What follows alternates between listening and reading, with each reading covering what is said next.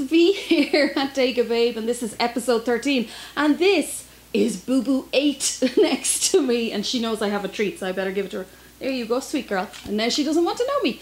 Anyway, today's vlog is all about the art of Star Wars. And I guess the reason I wanted to do this is because when I was growing up and was influenced by Star Wars and inspired by it, I was very big into art, and my father was an amazing artist and so was my mother.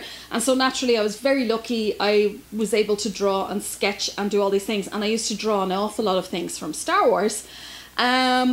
And as I got older and, you know, the movies came back remastered, I noticed that they started to bring out a lot of these really beautiful books, the art of... Now, I know there's the art of lots of different movies, but the ones for Star Wars, to me, are quite special because they feature some incredible work by the likes of Ralph McQuarrie and Joe Johnston, who worked on the original trilogy, which is, of course, what I'm all about. So I have some of these books here, and I wanted to show them to you and show you some of the art that has been created over the years for Star Wars. And I think, of course, the most famous conceptual artist and illustrator has to be Ralph McQuarrie. His work is just incredible. I actually consider his art complete masterpieces, and I feel that his concept art for Star Wars should actually be hanging in art museums. It's that good. And in all fairness, we wouldn't see Star Wars the way it is only for Ralph McQuarrie's images, because when George Lucas hired him to come along and do the concept art for A New Hope, he of course did it, and what he didn't expect was he thought that George Lucas would kind of just take influences from it and pieces from it and then develop it as he wanted. But literally what George Lucas did was he copied it verbatim on screen, and I can kind of see why, because the art is just so incredible. I have a glass of water with me today because for some reason my throat keeps going dry, so sorry. So I'm going to take a drink out of my special Star Wars cup, excuse me. So, the first book I wanted to show you is the illustrated Star Wars universe. Now these books are not new. I've had these books for years. I have no idea what Boo Boo 8 is doing. Oh, Boo Boo 8 is sniffing BB-8. Okay. Just, these books are still in print. You can still get them. So I wanted to just show you some of the artwork. This one is all of Ralph McQuarrie's works. This is the book here.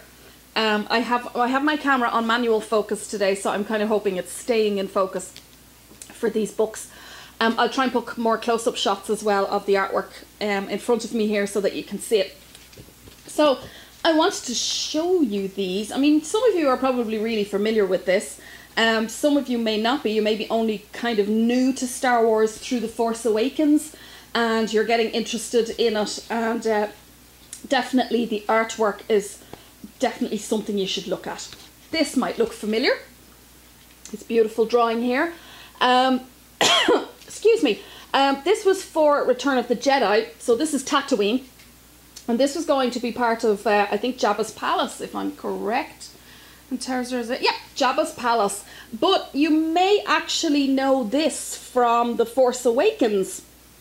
It was not used in Return of the Jedi. It's a beautiful piece of art.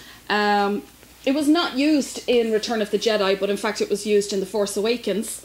Where the hell is Boo Boo 8? Oh, Boo Boo 8 is just doing her own thing. I'll leave her to it. So it wasn't used in Return of the Jedi, but it was used in The Force Awakens, which was really nice because I felt it was kind of a tribute to Ralph McQuarrie's work, and because they used that work to influence The Force Awakens, it made it much more similar to the original trilogy, which I think was great for all of us diehard fans who had seen the movies in the 70s and 80s as kids, so we felt like we were going back to that. And you'll see it, I'll try and put it here for you guys, you actually see that on Jakku, and you actually see that piece of architecture being ripped to shreds by the Millennium Falcon as it's taking off. But I was really, really delighted to see that piece of work in the movie because it was a lovely tribute to Ralph McQuarrie. So, this is probably one of my favourite books, the Star Wars Illustrated Universe. It really is beautiful. It's all just Ralph McQuarrie's work. So you can see literally how George Lucas just took his work and then just literally brought it to life. Because there it is, that's Jabba's palace, and you were very familiar with this kind of very strange blue elephant thing. And you see that, and actually all the characters, it literally was just copied on screen. So, and you can see why. I mean, the work is absolutely incredible. Ralph McQuarrie was just such a talented artist. This is Bespin, of course, and the Cloud City, which was featured in The Empire Strikes Back. And as you can see yet again, it was literally just copied on screen. And these ships, of course, came and surrounded the Millennium Falcon as it was trying to land in Bespin and Cloud City. And I actually, one of my favourite pieces, I have to say, is actually Cloud City. I don't know why. I think it was because in the Star Wars universe, everything was kind of either very dark or very kind of raggedy, and like Dagobah was a disgusting swamp. It was really awful. Hoth was like this ice cold, awful, harsh environment. And then you had Tatooine, which was just desert, and it was just not pleasant at all. But Bespin was beautiful. It was the city among the clouds. It was like, you know, almost celestial, the way it was designed. And I'm trying to find one piece of art in this book of it, which I actually thought was really beautiful and kind of captured it really well. This crisp, clean, beautiful look of Bespin of Cloud City. And would you believe I can't find it now? Oh, do you know what? I'll pop it here when I find it so that you guys can see it. Oh, I found it. There it is. This one. Sorry. This piece of art here, it was so clean and fresh and sunny and just beautiful. And, you know, you kind of did find yourself when you were watching Empire Strikes Back that you would actually want to stay in the city among the clouds, because it was just such a beautiful, beautiful place. It reminded me a little bit actually in the Ivory City, which was in, or the Ivory Tower, which was in the Neverending Story, which also had that very crisp, clean, white, beautiful atmosphere about it, and kind of Cloud City reminded me of that. Maybe, I don't, actually, when did Neverending Story come out? Maybe Neverending Story had kind of been inspired by Ralph McQuarrie's work on Bespin in Empire Strikes Back. Possibility. So that is a beautiful book. It's all Ralph McQuarrie's work, the entire book. And it's not too expensive. It is still in print, so I will put the links for you guys below so that if you're interested in buying these, you can get them. You can still get them. Now, some of them, the covers have changed, so you may not recognise them, but it is the same book. The other ones I wanted to show you were the art ofs. This is not, that one was just the illustrated Star Wars universe. But there's these beautiful art of books. They're heavy. Let's try and pick them up. Oh, there we go. They're pretty heavy. Now, I've had these for, oh my god, I think I got the original trilogy, the art of, oh, Boo Boo must be bored. She's gone to sleep. Are you okay, Boo Boo? Oh, poor Boo Boo. So I got the art of Star Wars, A New Hope, Empire Strikes Back and Return of the Jedi back around the time that they had remastered the trilogy and added all the digital stuff, which I have to be honest, yeah, it was amusing. It was amusing at the time, but as a child, none of that digital stuff was in it, and I still thought it was amazing. So I kind of would still love to see them release the original trilogy as they were in the 70s and the 80s before they did all that to them. It would be really cool, but I don't think they will, because I think George just really wanted to develop them, didn't he? He wanted them to be like that because that's what he had envisioned back in the 70s, and of course they didn't have the technology then to actually pull all of that off, but they did by the time they remastered it. And actually I think George himself was the one who created the technology in order to do it. We've got a lot to thank him for, really. Okay guys, sorry, a lot of interruptions today, so let's get back into it. So I was showing you the art of A New Hope. So again, beautiful, beautiful, beautiful books that include the script and everything. You know, if you got things like this is piece of, well, it's a piece of art. It is a piece of art for the Death Star. I think this might be Joe Johnson who did this one. Oh, actually, it's Richard Edlund who did it. Richard Edlund did some of the planet studies for it as well. Let me see, what else have we got here that I want to show you. So there's some really early drawings. You can kind of tell by the drawings kind of what era they were drawn in, because the hairstyles and that, and the drawings of the characters. Oh, the Sand People. These are the different developments of the Sand People concept art. If you're not sure what concept art is basically the director pitches his idea to the concept artist, and then they go away and they draw all sorts of different things that they feel the characters, the backgrounds, the cities, the planets and everything would look like, and they bring it all back, and then the director will decide which one he feels he'd like to go with, and then it goes on from there. You also have storyboard artists as well, which a lot of these people also use, storyboard artist. I kind of think that's all I can... Oh, these are early drawings for Leia. These were done by Ralph McQuarrie. Again, Ralph McQuarrie, the master of Star Wars art. So these are the early drawings of Leia. As you can see, they look very 70s, don't they, the drawings? They really do. It looks so 1970s. But you can see the different ideas there, and you can see in the end they must have gone, they decided to go with this one, the white dress, but no sign, as I can see, of the hairstyle. In fact, the only drawing there that had a hairstyle actually just has her hair in a bun at the back of her head, but it's a very faint drawing. I don't know if you'll see it there. But these are beautiful books. You got the full script in there, and then in some of them, the back, there's a lot of the special edition stuff added for you to see. So you've got all of that in there as well. And I think, I do believe, I love this actually. This is in the New Hope book, and this is some children's art, which is actually really adorable. So there's like children's art, things that kids did for Star Wars over the years. And then also there's comic book covers, comic book strips in the back. These are all the Star Wars comic covers, all in the back of the book. I love that. I just love it. It just covers everything. And also they show you the different movie posters that had been designed for the US and for Europe and places like China, all over the world. These are some of them here. So these are some of the posters. That's actually a Star Wars concert, it's not the movie. Let's see. I show you my favourite one. Oh, this is my favourite because this is the one that was in all the billboards in Ireland, and I remember seeing it and thinking, ooh, and I was only a little tiny kid at the time.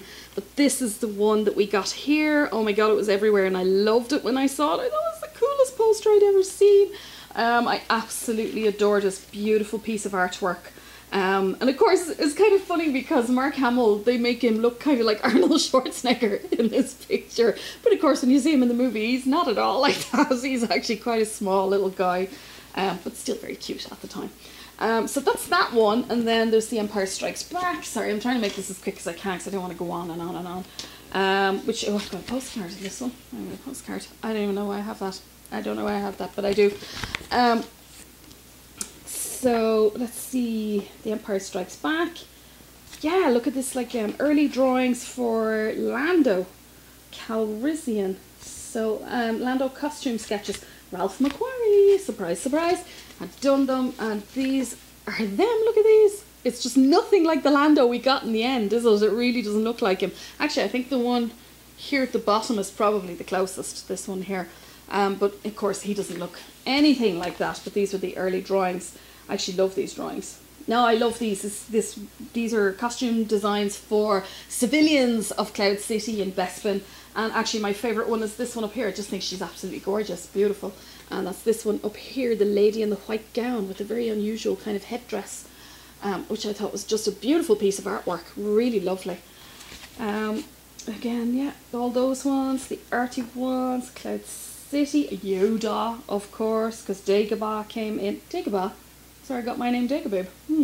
Dagobah came in on The Empire Strikes Back, and these are the concept drawings for Yoda, and they're actually quite hilarious because some of them he looks kind of like a gnome, and then some of them he looks kind of like a Smurf. So I'm really glad they went with the one they did in the end, because I think these would have been absolutely hilarious. I don't think anyone would have been able to take them seriously. But in the end, of course, they went with little tiny green Yoda here, this type one here. So it's perfect. So this is the book again. I think the full script is also in this one. I'm not sure. Actually, maybe it isn't. I don't think it is, actually. No, full script is not in this one. Nope. And actually, the posters for the movie are not in here either in this one. I don't know why that is. Only in A New Hope they had that. And then Return of the Jedi, which is the last one. Again, I said these are still available, so I will make sure that I put links down below. If you want to buy these books, you can get them still. There's one piece I love in this. I should have marked the pages so I would find it easier to find them. I think Boo Boo is asleep. Oh no, she's bored. So let's see. Oh, this is one of the ones by Joe Johnson, who I mentioned earlier, who doesn't get mentioned that much because Ralph McQuarrie has kind of cornered the market of Star Wars art, hasn't he? So he did that. I mean, look at that. That's incredible. Look at that piece of work. That's beautiful. It's an Imperial transporter. A gorgeous, beautiful ship. And I loved it when I saw it in Return of the Jedi. And again, very much an influence and inspiration for Kylo Ren's transporter, which is something similar, only bigger. And it's the black ship. And it's actually much more threatening looking. But yeah, definitely an inspiration for that. So you get all that in there. You get all the ships. And I wanted to show you the Princess Leia one. There's one of Princess Leia. Oh, the script is in this one. That's strange. It's not in the Empire Strikes Back one, but it is in the Return of the Jedi one. Oh, this. It's beautiful drawings of Carrie Fisher. And these are designs for headpieces and for her hair when she was in that infamous gold bikini that all you men absolutely adore. Even men who are not Star Wars fans love that gold bikini. Oh, I wonder why. Anyway. There, see, I love these pencil drawings, these pencil sketches of the headdress and her hair. And actually, it's an amazing portrait of her, isn't it? I mean, you'd know it was her. You look at it, it's really beautiful. I was wondering, actually, if it was a case that she was sitting there when they were drawing this, they were getting an idea, or I'd love that answered, actually. Maybe I should send this to Carrie Fisher and just ask her, were you sitting there for this, Carrie? Or was this something that some artist just did out of their head? Because if they did, wow, they captured your likeness so well in those drawings. I just thought that was absolutely really gorgeous, beautiful artwork. And of course, again, the book is full of all that sort of thing.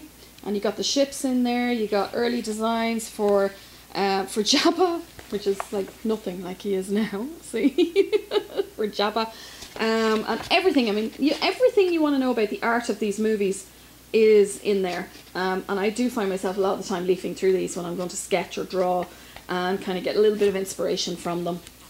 And then, of course, when the prequels came out, they did... for some reason, I only have the Attack of the Clones one. But they did, once again, bring out the art of books for those. So this is the Attack of the Clones one. Because even though I know a lot of people are not crazy about the prequels, I think the people who are the original fans of the original trilogy are not crazy about the prequels. I actually watched Phantom Menace last night. I think it was last night. And I just, I don't know, I like it. It just doesn't hold the same, I can't explain it. I just don't care when I'm looking at the characters. I don't feel the way I did about Luke and Han and Leia, where I would actually get upset if anything happened to them or anything was going wrong, or it looked like they weren't gonna win the battle. It really bothered me, but in Phantom Menace, I didn't feel like that about it. But the artwork again in those movies was incredible. I mean, it really was, because in those movies it was incredibly complex and detailed, very, very detailed. And actually, the cities of Naboo, which was Padme's home on Naboo, they had actually built miniature versions of them. I thought they were CGI'd, but they were not CGI'd. Somebody had actually built those cities, miniature versions, and then they superimposed them into the scenes. And I couldn't get over it, the detailed work on them. They looked incredibly real. I always think Naboo looks kind of an Italian influence. I always feel there's an Italian inspiration there on that. So let me try and show you a little bit of it. I mean, look at this drawing. I don't remember this character being in it. She probably was, but I don't remember. But this drawing is just incredible. Look at this. That is just absolutely beautiful. Gorgeous. I mean, even if they weren't in the movie, they're just beautiful things to see. And that is Ian McCaig. Ian McCaig did these drawings, all of these drawings actually, on both these pages. So I'm going to leave it there because, well, I want to show you the last book, which of course I know you're all going to be interested in. But you can see these are beautiful books, well worth having in a book collection. Don't get a Kindle. Oh, me, sorry guys. I know Kindles are, everybody loves Kindles. I'm just going to get some water. Everybody loves Kindles because, they can read their book in bed, blah, blah, blah, blah, blah, and they can have a full library inside this little kind of iPad. Excuse me. But for me, a good old-fashioned book is a really beautiful thing.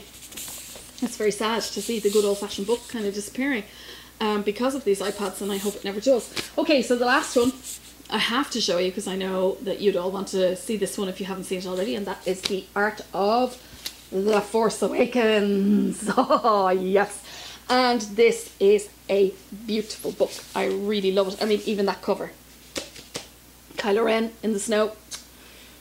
Starkiller Base, that's an amazing, amazing, amazing cover. Now, on this one, I don't think there really was what you'd call a chief artist. I think there was a whole number of concept artists involved. There seemed to be a massive team of them, whereas on the original trilogies it seemed to be mainly Ralph McQuarrie and Joe Johnson seemed to do a lot of that. But on these ones there's a whole bunch of them. So I'll show you some of the work. There's an Asian artist, Chang, I think. I don't know if I'm pronouncing that right. Chiang.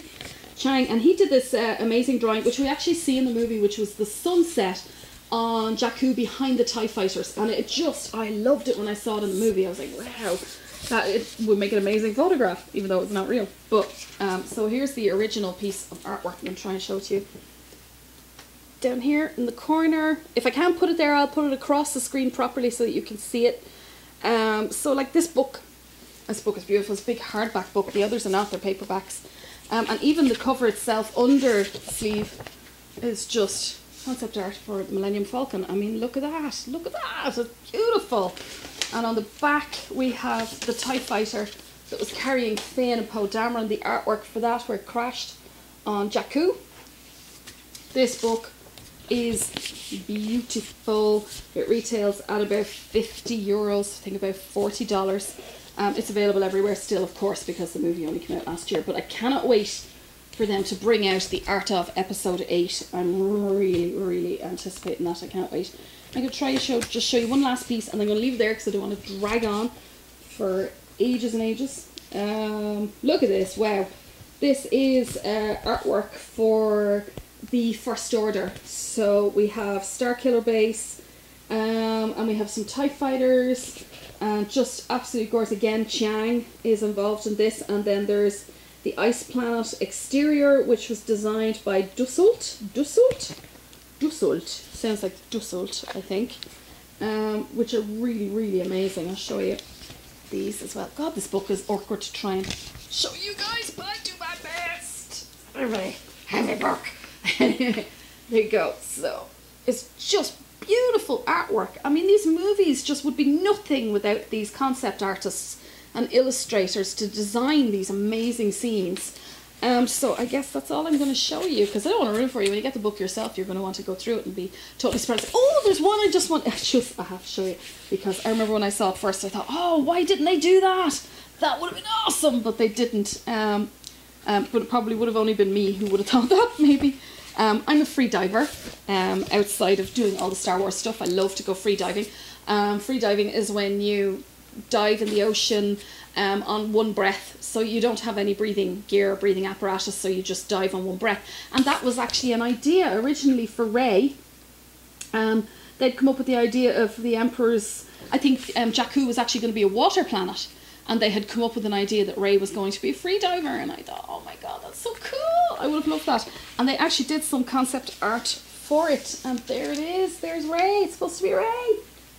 It's Rey freediving, and this, you see the wrecked Emperor's throne room is just in the ocean. And I would have loved that, but I would have loved it, but I guess it would have been a tricky one to do. I mean, how do you have TIE fighters come down, you know, it's all underwater. It wouldn't have worked, I don't think. So, but it's such a shame, because I love this piece of art, and I'm quite often like this myself, but not with the throne room, obviously. But yeah, I just wanted to show you that. Anyway, that's it for me. I get very excited about the art, I really do. That's it for me and Boo Boo 8, who has fallen asleep. Boo Boo, Boo Boo. She's not talking to me. Hey, little girl. No kisses? No, you fed up? Okay, she's fed up. I think she probably wants to go for a walk, so I'm going to take her out. Anyway, guys, that's it from me. Don't forget to subscribe to Dig a Babe and come along and join the force with me. And there'll be lots more videos coming up, some going out and about. I'm bringing you one from Skellig Michael in July. Skellig Michael was the Jedi Temple where Luke Skywalker was in exile at the end of The Force Awakens. I'm going there to visit. I so can't wait. So I'll be bringing you that at the end of July. And then, of course, I will be in London for the Star Wars celebration. I'm only there, unfortunately, for one day, but I'm going to try and bring you some stuff from there as well. And hopefully I get to meet Mark Hamill when I'm there, because I just heard he's going to be there for all 3 days, and that is the best news ever. So I really can't wait. I can't wait to go. So that's it from me, guys. I'll talk to you again soon. May the force be with you. Bye.